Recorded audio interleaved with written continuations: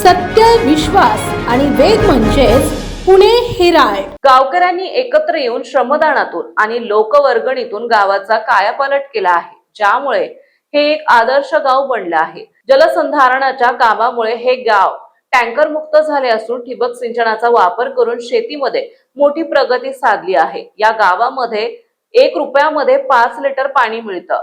Smart village संकल्पनेअंतर्गत गावात सांडपाणी व्यवस्थापन, कचरा कुंडीमुक्त रस्ते आणि उत्तम आरोग्य सुविधा राबवल्या जातात.